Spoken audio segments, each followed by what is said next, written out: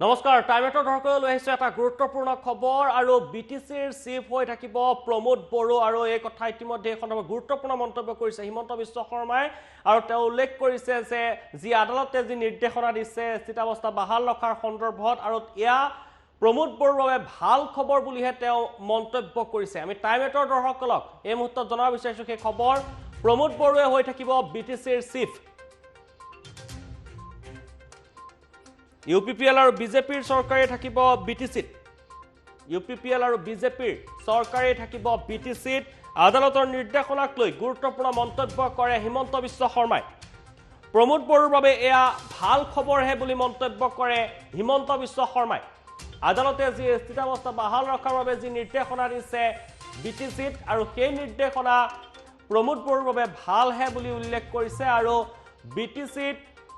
UPPL আৰু বিজেপিৰ যি মিত্ৰতাৰ চৰকাৰ সেই মিত্ৰতাৰ চৰকাৰ বাহাল থাকিব প্ৰমোদ বড়োৰ নেতৃত্বতে বিটিচিত চলিব পাৰিষদ এই গুৰুত্বপূৰ্ণ মন্তব্য কৰে মন্ত্ৰী হিমন্ত বিশ্ব শৰ্মাই হিমন্ত বিশ্ব শৰ্মাৰ মন্তব্য আমি টাইমেটৰ দৰ্শকসকলক প্ৰথমতে দেখুৱাই ল'ব বিচাৰিছো স্থিতাৱস্থাটা মানে প্ৰমোদ বড়ো চলি থাকিব গতিকে এইটো ভালেই হৈছে এইটোতো কোনো আমিতো তাত চিন্তিত হোৱাৰ কাৰণ নাই স্থিতাৱস্থাটা মানে প্ৰমোদ বড়ো আৰু আমাৰ যি EMA শপত ল'লে তেওঁলোকে বিটিচি চলাই থাকিব গতিকে এইটোতো এক প্ৰকাৰ প্ৰমোদ বড়োৰ কাৰণে কালি আনন্দৰ দিন যে তেওঁৰ নিৰ্বাচনটোত অন্ততঃ সাময়িক বা টেম্পৰাৰীভাৱে হ'লেও হাইকোৰ্টেও মোহৰ লগাই দিলে যে স্থিতাৱস্থাটা থাকিব মানে তেওঁ চলি থাকিব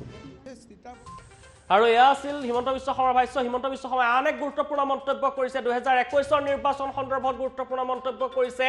আৰু 2021 বিপিএফৰ সৈতে মিত্ৰতা নাথাকে বিজেপিৰ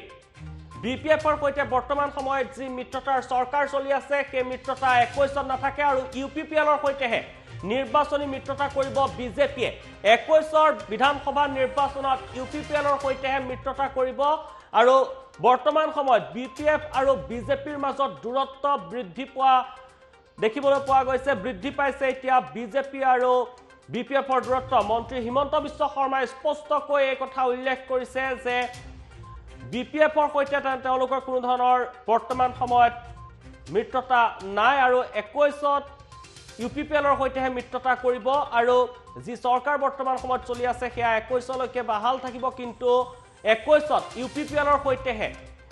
মিত্ৰতা কৰিব আৰু মিত্ৰতাৰ নিৰ্বাচনত অৱতীৰ্ণ হ'ব বিজেপি এই মুহূৰ্তত আমি মন্তব্য দেখুৱাইছো প্ৰথমতে হিমন্ত বিশ্ব শৰ্মাৰ বেলেগ কাৰণ আমি অলৰেডি কৈয়ে দিছোঁ যে 2021ত আমাৰ ৰাস্তা বেলেগ বেলেগ গতিকে মই আৰু এতিয়া তেখেতক হাগ্ৰামা মহিলাৰীক সন্মান জনাই কওঁ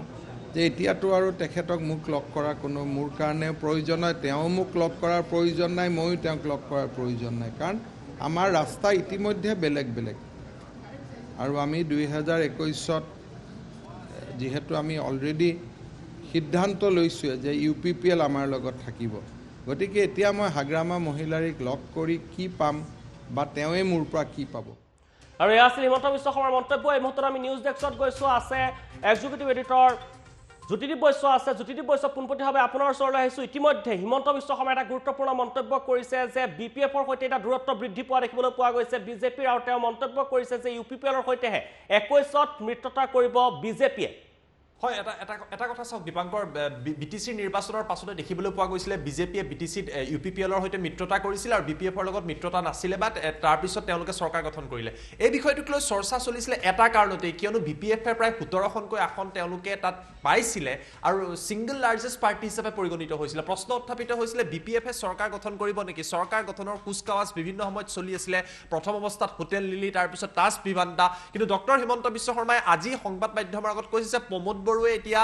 বিটিআৰ তথা বিটিচিৰ চিফ হৈ থাকিব বিজেপি তেওঁলোকক সমৰ্থন কৰিব আৰু তাতোতকৈ ডাঙৰ মন্তব্যটো কৰিছে বৰ্তমান সময়ত আটাইতকৈ গুৰুত্বপূৰ্ণ কথাটো হৈছে যে বিপিএফৰ 3 গৰাকীকৈ মন্ত্ৰী বিজেপিৰ লগত আছে 21ৰ লগত তেওঁলোকৰ মিত্ৰতা থাকিব অৰ্থাৎ বাকি যিকেইটা মাহ আছে এই চৰকাৰখনৰ বিপিএফৰ 3 গৰাকী মন্ত্ৰী হৈ থাকিব মিত্ৰতা চলি থাকিব আৰু 21ৰ বাবে বিজেপি আৰু বিপিএফৰ ৰাস্তা তেওঁ পৃথক বুলি কৈছে আৰু কৈছে যে UPPLৰ সৈতে মিত্ৰতা কৰি 21ৰ নিৰ্বাচনত বিজেপিয়ে প্ৰতিদ্বন্দ্বিতা কৰিব এয়া বিধানসভা নিৰ্বাচনৰ কথা কৈ আছে গতিকে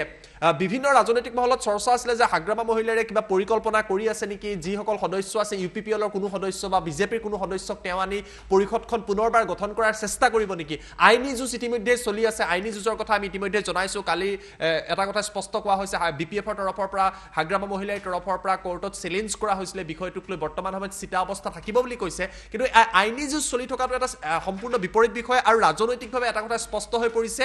বিপিএফ এতিয়া সম্পূৰ্ণ এটা পৃথক ৰাস্তাত আগবাঢ়ি গৈছে বিজেপি এটা পৃথক ৰাস্তাত আগবাঢ়ি গৈছে আৰু ডক্টৰ হিমন্ত বিশ্ব শৰ্মাই সেই কথাই উল্লেখ কৰিছে 21ত বিজেপিয়ে পৃথক ৰাস্তা আৰু ইউপিপিএলৰ সৈতে মিত্ৰতা কৰি অগপ ইউপিপিএল হয়তো বিজেপি একেলগে প্ৰতিদ্বন্দ্বিতা কৰিব আৰু বিপিএফৰ লগত এটা মিত্ৰতা নকৰে বুলি কৈছে ইয়াত দুটা প্ৰশ্ন উত্থাপিত হ'ব যদি বিজেপিয়ে বিপিএফৰ সৈতে মিত্ৰতা নকৰে বিপিএফৰ হাতত আন কি বিকল্প থাকিব বিপিএফৰ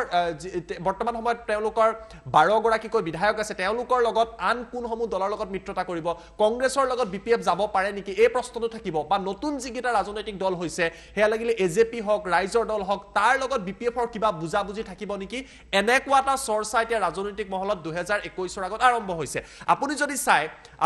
আজি বিশেষকৈ কা আন্দোলনক লৈ আজি সংবাদমেল কৰিছিলে 70 সংগঠনে তেওঁলোকেও কৈছে আন দলসমূহক তেওঁলোকে আহ্বান কৰিছে যে সকলো একত্ৰিত হ'ব লাগে গতিকে ইয়াত এটা ৰাজনৈতিক সমীকৰণ হ'ব পাৰে যদিও তেওঁলোকৰ নিৰ্বাচনৰ আগত এজেপি বা ৰাইজৰ দল বা কংগ্ৰেছৰ লগত যদিও বিপিএফৰ মিত্ৰতা পোনপটীয়াভাৱে নহয়ও তেওঁলোকৰ মাজত গোপন এটা বুজাবুজি হ'ব পাৰে বিজেপিক প্ৰতিহত কৰাৰ বাবে কিমান তেওঁলোক সফল হয় কিমান বিফল হয় হে আমি পিছত গম পাম কিন্তু ডক্টৰ হিমন্ত বিশ্ব শৰ্মা এটা কথা স্পষ্ট কৰি দিছে 21ৰ নিৰ্বাচনত বিজেপি বিপিএফৰ মিত্ৰতা নাথাকে মিত্ৰতা তেওঁ ভংগ বুলি আজি সাংবাদিকৰ আগত কৈছে ইউপিপিএলৰ লগত মিত্ৰতা থাকিব বুলি কৈছে 21ত ইউপিপিএলৰ সৈতে প্ৰতিদ্বন্দ্বিতা কৰিব প্ৰমোদ বড়ো বৰ্তমান সময়ত চিফ হৈ থাকিব বুলি ডক্টৰ হিমন্ত বিশ্ব শৰ্মাই কৈছে অৱশ্যে ৰাজনীতিত একো কথাই আপুনি পাৰ্মানেন্ট বুলি কৈ দিব নোৱাৰে যদিও মন্ত্ৰীগৰাকী এই মুহূৰ্তত কৈছে কাইলৈ যদি বিজেপিয়ে নতুন পলিচি বনায় চেণ্টাৰে যদি নতুন পলিচি বনায় তেওঁলোকৰ যদি কেন্দ্ৰীয় নেতৃত্বই কোনো পলিচি বনায় তেতিয়া হয়তো সমীকৰণ সলনি হ'ব পাৰে কিন্তু এই মুহূৰ্তত বিপিএফক একাষৰীয়া কৰিছে হাগ্ৰামা মহিলাৰীক একাষৰীয়া কৰিছে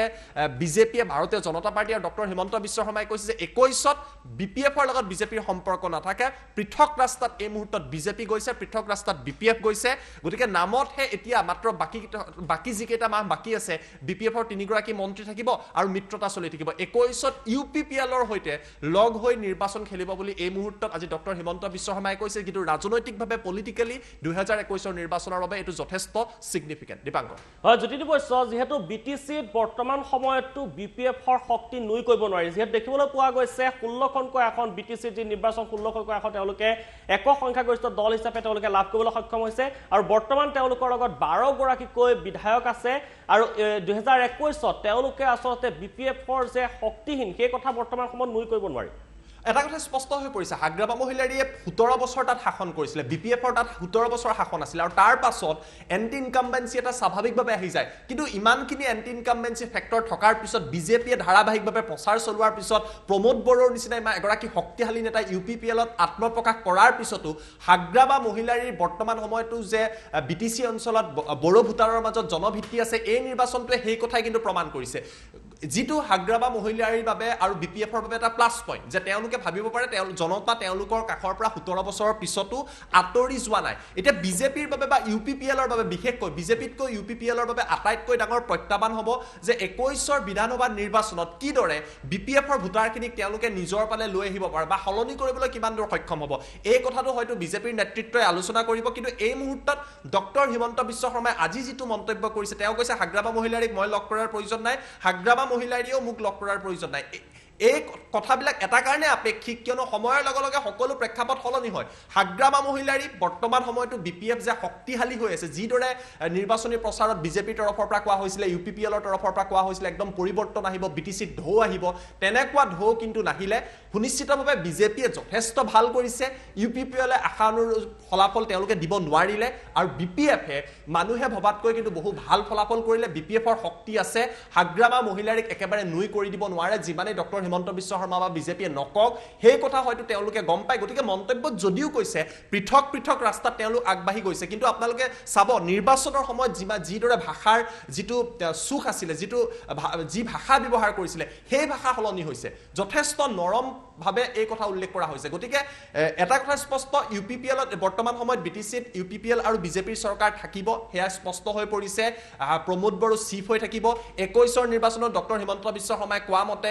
তেওঁ কৈছে যে ইউপিপিএলৰ লগত তেওঁলোকৰ মিত্ৰতা থাকিব কিন্তু হাগ্ৰামা মহিলাৰীক ৰাজনৈতিক দলে বা বিপিএফক আন ৰাজনৈতিক দলসমূহে এই মুহূৰ্তত কিন্তু বড়ো ভূমিৰ পৰা সম্পূৰ্ণৰূপে নুই কৰি দিব নোৱাৰে শক্তি হাগ্ৰামা মহিলাৰীৰ আছে গতিকে 21ৰ নিৰ্বাচনৰ পূৰ্বে হাগ্ৰামা মহিলাৰী বিপিএফ যথেষ্ট প্ৰতিটো ৰাজনৈতিক দলৰ বাবে ফেক্টৰ হ'ব দীপাংক হয় জ্যোতিদীপ বৈশ্য এই মুহূৰ্তত আপোনাক ধন্যবাদ জ্ঞাপন কৰিছোঁ আৰু টাইম এটৰ দৰ্শকসকলক আমি পুনৰবাৰ জনাইছোঁ যে 2021ত ইউপিপিএলৰ সৈতে মিত্ৰতা কৰাৰ কথা ইতিমধ্যে স্পষ্টকৈ উল্লেখ কৰিছে মন্ত্ৰী হিমন্ত বিশ্ব শৰ্মাই বিজেপিয়ে ইউপিপিএলৰ সৈতে মিত্ৰতা কৰি অৱতীৰ্ণ হ'ব 2021ৰ বিধানসভা নিৰ্বাচনত আৰু লগতে তেওঁ উল্লেখ কৰিছে যে বৰ্তমান বিটিচিৰ চিফ হৈ থাকিব প্ৰমোদ বড়োৱে হৈ থাকিব বিটিচিৰ চিফ আৰু যি আদালতৰ পৰা যি বৰ্তমান সময়ত নিৰ্দেশনা দিছে সেই নিৰ্দেশনা প্ৰমোদ বড়োৰ বাবে ভাল বুলিহে তেওঁ মন্তব্য কৰে সংবাদ মাধ্যমৰ সন্মুখত আমি দুইটা মন্তব্য পুনৰবাৰ টাইম এটৰ দৰ্শকসকলক দেখুৱাব বিচাৰিছোঁ স্থিতাৱস্থাটা মানে প্ৰমোদ বড়ো চলি থাকিব গতিকে এইটো ভালেই হৈছে এইটোতো কোনো আমিতো তাত চিন্তিত হোৱাৰ কাৰণ নাই স্থিতাৱস্থাটা মানে প্ৰমোদ বড়ো আৰু আমাৰ যি ইএমএ শপত ল'লে তেওঁলোকে বিটিচি চলাই থাকিব গতিকে এইটোতো এক প্ৰকাৰ প্ৰমোদ বড়োৰ কাৰণে কালি আনন্দৰ দিন যে তেওঁৰ নিৰ্বাচনটোত অন্ততঃ সাময়িক বা টেম্পৰাৰীভাৱে হ'লেও হাইকোৰ্টেও মোহৰ লগাই দিলে যে স্থিতাৱস্থাটা থাকিব মানে তেওঁ চলি থাকিব এই স্থিতাৱস্থাটা মানে কাৰণ আমি অলৰেডি কৈয়ে দিছোঁ যে 2021ত আমাৰ ৰাস্তা বেলেগ বেলেগ গতিকে মই আৰু এতিয়া তেখেতক হাগ্ৰামা মহিলাৰীক সন্মান জনাই কওঁ যে এতিয়াতো আৰু তেখেতক মোক লগ কৰা কোনো মোৰ কাৰণে প্ৰয়োজন নাই তেওঁ মোক লগ কৰাৰ প্ৰয়োজন নাই ময়ো তেওঁক লগ কৰাৰ প্ৰয়োজন নাই কাৰণ আমাৰ ৰাস্তা ইতিমধ্যে বেলেগ বেলেগ আৰু আমি 2021ত যিহেতু আমি অলৰেডি সিদ্ধান্ত লৈছোঁ যে ইউপিপিএল আমাৰ লগত থাকিব গতিকে এতিয়া মই হাগ্ৰামা মহিলাৰীক লগ কৰি কি পাম বা তেওঁৱে মোৰ পৰা কি পাব কাৰণ আমি অলৰেডি কৈয়ে দিছোঁ যে 2021ত আমাৰ ৰাস্তা বেলেগ বেলেগ গতিকে মই আৰু এতিয়া তেখেতক হাগ্ৰামা মহিলাৰীক সন্মান জনাই কওঁ যে এতিয়াতো আৰু তেখেতক মোক লগ কৰা কোনো মোৰ কাৰণে প্ৰয়োজন নাই তেওঁ মোক লগ কৰাৰ প্ৰয়োজন নাই ময়ো তেওঁক লগ কৰাৰ প্ৰয়োজন নাই কাৰণ আমাৰ ৰাস্তা ইতিমধ্যে বেলেগ বেলেগ আৰু আমি 2021ত যিহেতু আমি অলৰেডি সিদ্ধান্ত লৈছোঁ যে ইউপিপিএল আমাৰ লগত থাকিব গতিকে এতিয়া মই হাগ্ৰামা মহিলাৰীক লগ কৰি কি পাম বা তেওঁৱে মোৰ পৰা কি পাব